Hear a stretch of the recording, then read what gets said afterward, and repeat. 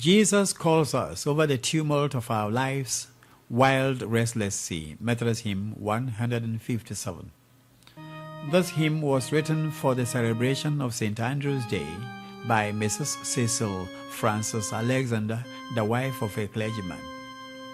Mrs. Alexander was in the habit of writing a poem after each sermon preached by her husband on Sunday. One afternoon, after she and her husband had discussed a poem she had written on the husband's sermon the previous Sunday, her husband, Reverend Alexander, commended her for her noblest piece of poetry. He then said to her, "The next Sunday is St. Andrew's Day. Would you like to write another poem for the next Sunday, which marks the celebration of St. Andrew's Day?"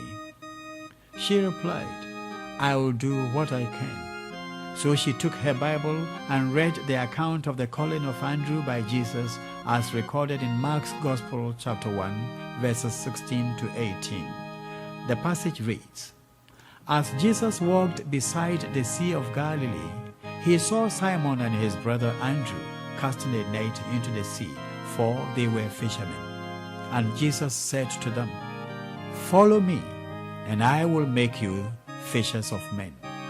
Immediately they left their nets and followed him." With those words, Mrs. Alexander wrote a poem entitled "The Call of Jesus," which formed the words of the hymn.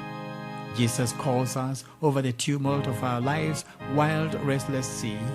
Day by day his sweet voice soundeth, saying, "Christian, follow me." The call of Jesus consists basically of just these two words, "Follow me." Brief though it is, the call is full of meaning and hope to those who obey it. What does it mean to follow Jesus? For one thing, it involves commitment.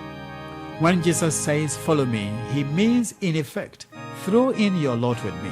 Give me your personal, wholehearted allegiance.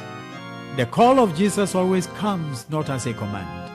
It comes as an invitation, and those who have obeyed his call and given their lives to him have always testified that there is peace and joy in following Jesus rather than following human leaders merely for material things in this world. We remember his famous words of invitation in Matthew chapter 11, verse 28. "Come to me, all you who labor and are heavy laden, and I will give you rest." There is none that has come to Jesus with a total commitment who has been disappointed. But then, his call demands total surrender of all that life is made of.